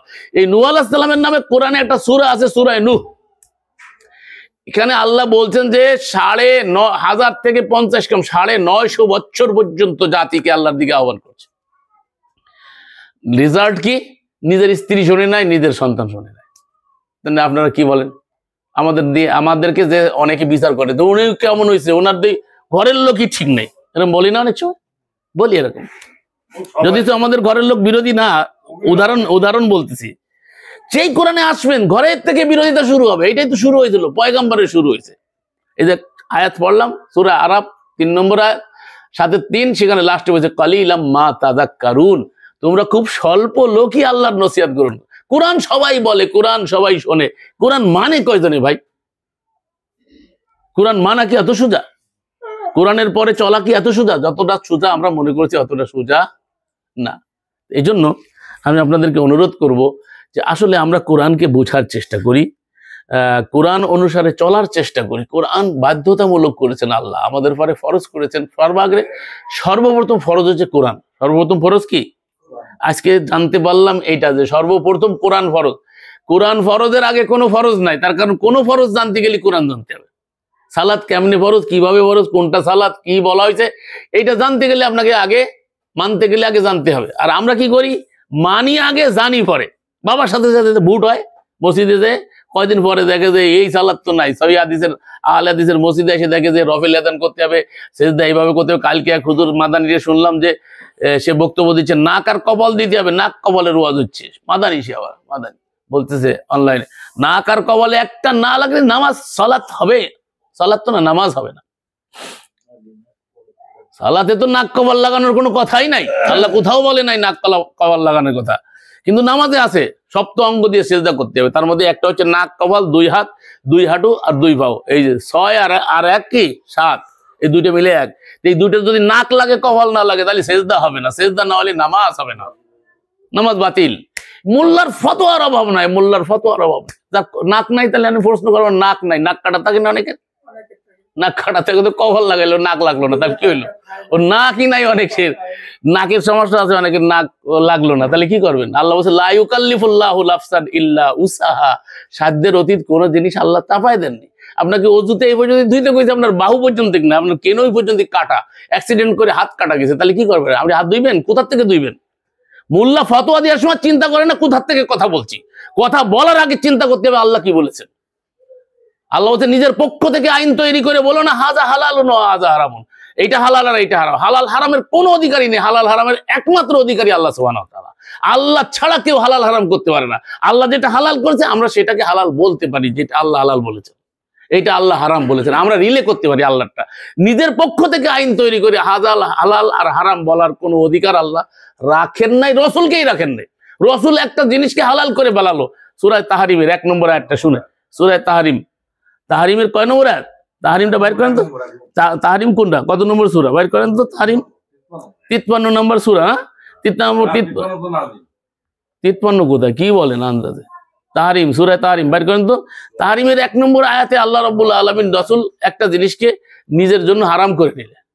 আল্লাহ বলেন আমি যেটাকে হালাল করেছি আপনি হারাম করার কে? ধমকি দিচ্ছেন আল্লাহ। রাসূলের নামে ডজন কি ডজন হাদিস বানায় রাসূলকে হারাম হালালের মালিক বানানো হয়েছে। এ করলে ওযু চইলা যাইবে, এ করলে হজ নষ্ট হয়ে যাইবে। 66 নম্বর সূরার 1 নম্বর আয়াতটা শুনেন, ইয়া আইয়ুহান নবী, নবীকে লক্ষ্য করে বলছে সরাসরি। অন্য জায়গায় বলছে ইয়া আইয়ুহান নাস, মানব মণ্ডলীর সম্বোধন করেছে। আর কখন বলছে ইয়া আইয়ুহাল্লাযিনা আমানু, হে যারা বিশ্বাস স্থাপন করেছে।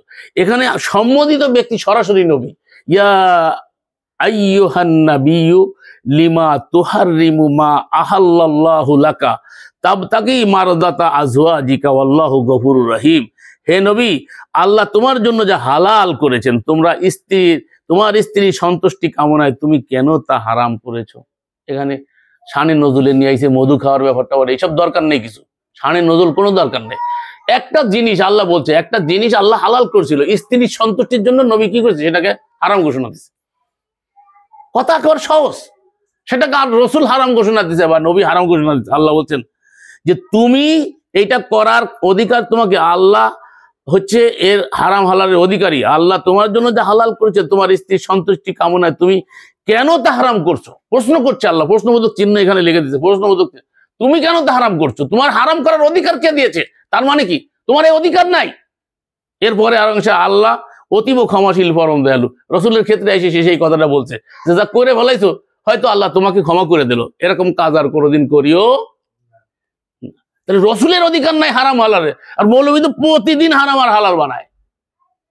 কত হারাম আর হালাল আপনাকে দেখাবো? চিংড়ি মাছ খাওয়া যাবে না, কাঁকড়া খাওয়া যাবে না, সব মাকরু হারাম। কে বলছে?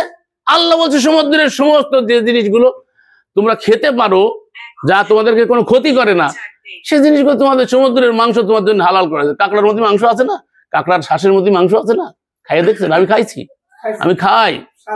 আমি একটা কাঁকড়া 500 টাকা দিয়ে কিনে খাইছি কক্সবাজারে ফ্রাই করে, তাও 5-7 বছর আগের কথা। আমি মোংলা দিয়ে প্রায় কাঁকড়া খাই, অনলাইনে চলে যাচ্ছে, সারা ওয়ার্ল্ডে চলে যাবার বক্তব্য। আমি তো দ্ব্যর্থহীন কণ্ঠে বলছি যে এটা হালাল, এটা হারাম করার অধিকার কাউকে দেয়নি। হিন্দু খায়, হিন্দু তো ভাতও খায়, তো তুই ভাত খাইস কেবাটা? হিন্দু খাইলে যে হারাম হয়ে যাবে এমন তো না। হিন্দুদের জন্য বিশেষ কিছু খাবার আছে, পূজার প্রসাদের খাবার, সেটা তোমার জন্য হারাম, সেটা তাদের ধর্মীয় বিষয়, সেইগুলো তোমার জন্য হারাম হতে পারে। হিন্দু মিষ্টি বানাইলে হারাম হবে কেন? কেন হারাম হবে? হিন্দুর দোকানে মিষ্টি দিয়ে তো সব তোর জিলাপি দিয়ে তো তোর মিলাদ হচ্ছে, তোর গোষ্ঠী তোর বাপরে উদ্ধার করে দিচ্ছ। খালি ফতোয়ার সময় ফতোয়া দাও, চিন্তা করো না কি বলতেছ। হিন্দু বলে কি মানুষকে ঘৃণা করা যাবে? তার ধর্ম যেটা আপনার ধর্ম না, সেটাকে আপনি অস্বীকার করতে পারেন, সেটা আপনার বিলিভ না, সেটা তার ধর্ম, তাকে অবজ্ঞা করার অবকাশ আপনার নাই। কোনো মানুষকে অবজ্ঞা করার অধিকার আপনাকে দেয়নি আল্লাহ। মানুষ হিসাবে তার অধিকার দিতে হবে। এই জন্য কোরআনের প্রথম বিধান মানুষকে লক্ষ্য করে। কোরআন এসেছে মানুষের জন্য, তো মানুষের মধ্যে কি হিন্দু পড়ে না? মানুষের মধ্যে কি খ্রিস্টান পড়ে না? মানুষের মধ্যে তো অন্য অন্য ধর্মাবলম্বীরা পড়ে না? সবাই তো মানুষ, সবার জন্য কোরআন এসেছে। হয়তো তারা জানে না, তাই কোরআন তারা পড়ে না। কোরআন তো হিন্দুর জন্য, কোরআন তো খ্রিস্টানের জন্য। কোরআন তো মোল্লারা মনে করেছে কোরআন আমাদের কিতাব, আর মোল্লারা আমাদেরকে এটাই শিখাইছে। কিন্তু আল্লাহ বলছেন হুদাল লিন্নাস ওয়া বাইয়িনাতিম মিনাল হুদা ওয়াল ফুরকান। এই কোরআন হচ্ছে সমস্ত মানব জাতির জন্য। একটা আয়াত পড়ে শেষ করে দিচ্ছি। আল্লাহ বলছেন কোরআন সম্পর্কে, ইন্না হাযাল কুরআন ইয়াহদি লিল্লাতী হিয়া আকওয়াম ওয়া ইউবাশশিরুল মুমিনিনা আল্লাযীনা ইয়া'মালুনাস সালিহাত আন্না লাহুম আজরান কাবীরা। নিশ্চয়ই এই কোরআন এমন একটি পথ দেখা যা সব থেকে সরল, এবং মুমিনগণ নেক আমল করে তাদেরকে সুসংবাদ দেয় যে তাদের জন্য রয়েছে মহা পুরস্কার। তাহলে বোঝা যাচ্ছে যে এই কোরআন এমন আমল আমাদেরকে সুদৃঢ়, কোরআনের আমলটা হচ্ছে সুদৃঢ়।